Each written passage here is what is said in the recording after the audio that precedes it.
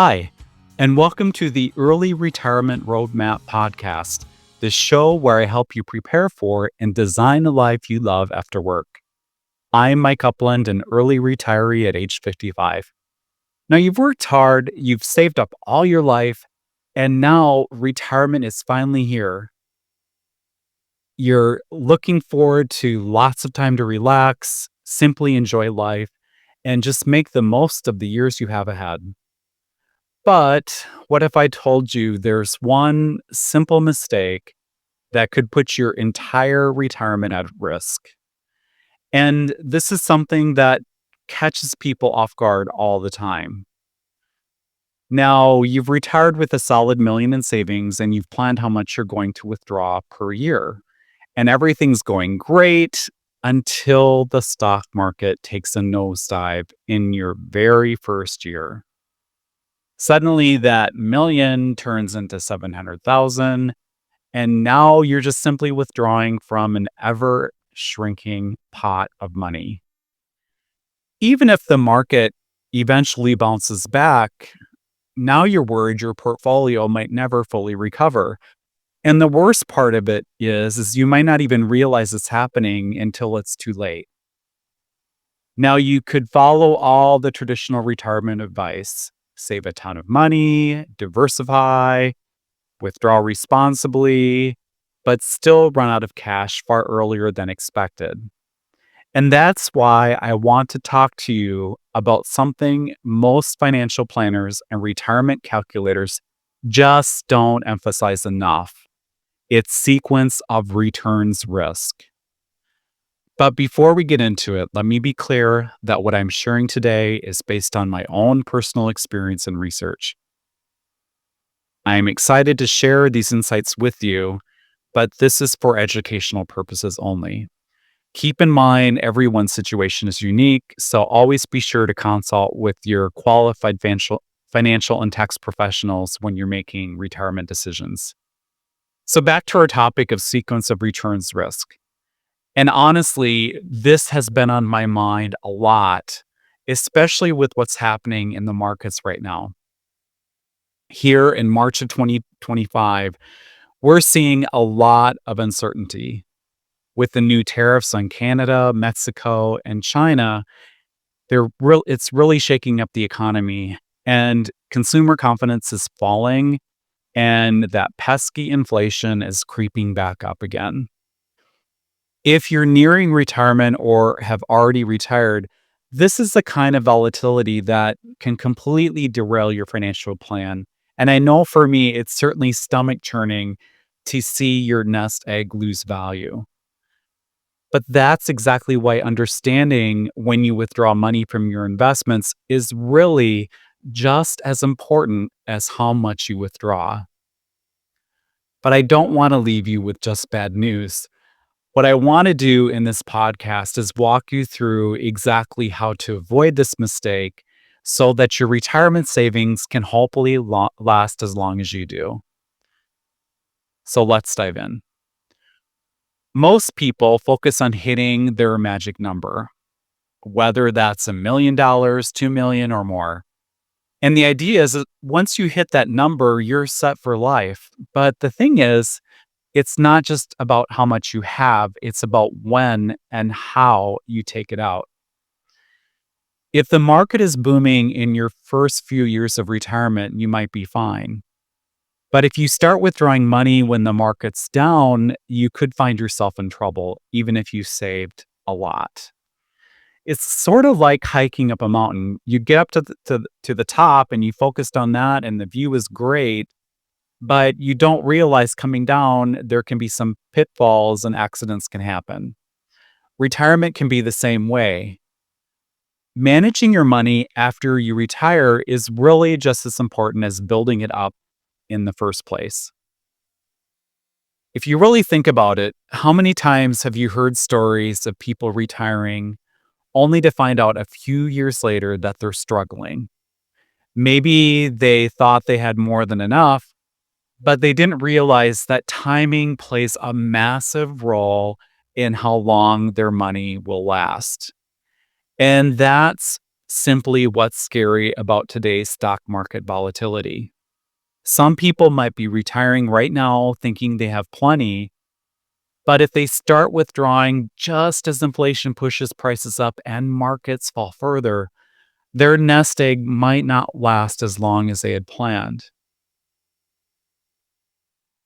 So, this is all called sequence of returns risk. Now, even though the stock market trends upward over time, and that's the whole reason why we invest in it, the order in which you experience gains and losses matters much more than you think, especially in the early years of retirement. And it's simply because if you start withdrawing money during a downturn, you're selling assets at lower prices. This means you have less money left to grow when the market does recover.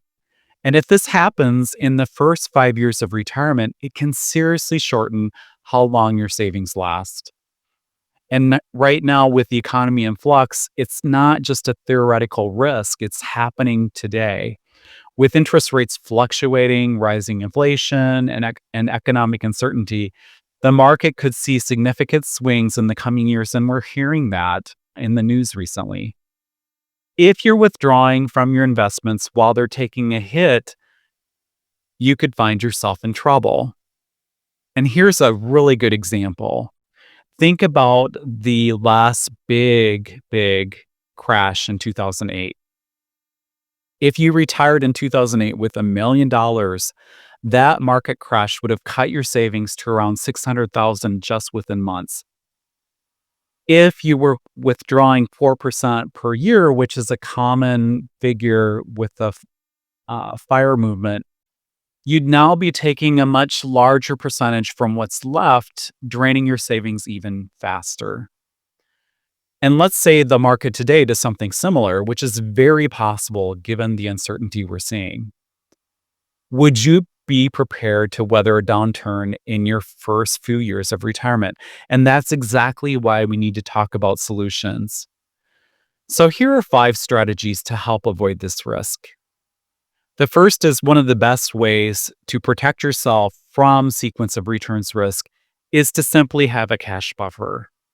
You need to have money set aside in cash or conservative assets to cover your living expenses during market downturns. And now you may have heard a common rule of thumb is to keep 1 to 3 years worth of expenses in liquid accounts. However, that may not always be enough. And it's because bear markets can last 1 to 2 years and full recoveries can take 3 to 5 years or longer. So if you're withdrawing from investments while they're down, you risk locking in losses and running out of money faster. So a more conservative strategy is to keep 3 to 5 years worth of cash, such as in high yield savings accounts or other safe and liquid assets. This gives your portfolio time to recover before you need to start selling investments. And your exact buffer size will just depend on your risk tolerance, your spending needs, and other income sources like rental income you might be getting, or if you've started collecting Social Security. This is critical during uncertain times like today.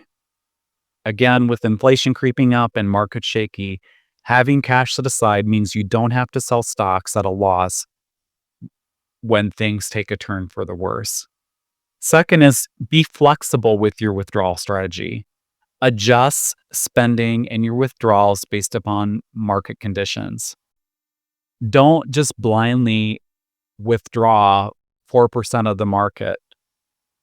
Instead, think about cutting back to 3% or just pausing major expenses, and that could make all the difference in helping to keep your portfolio intact.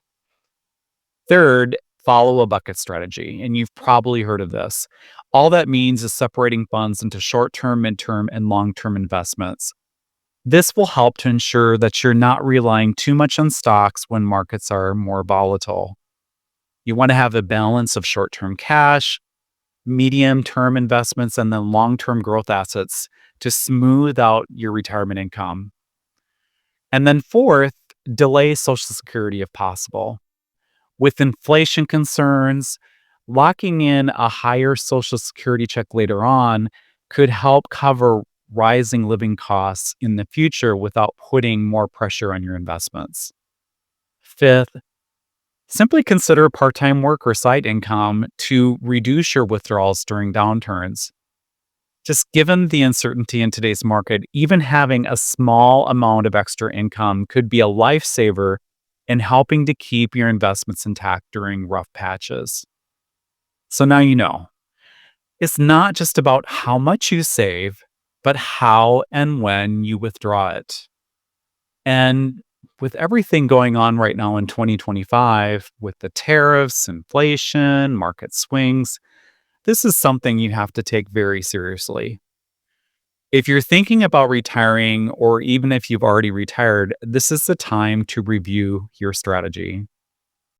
That's all for today's episode of Early Retirement Roadmap. If you found this information helpful, please leave a review and subscribe wherever you get your podcasts.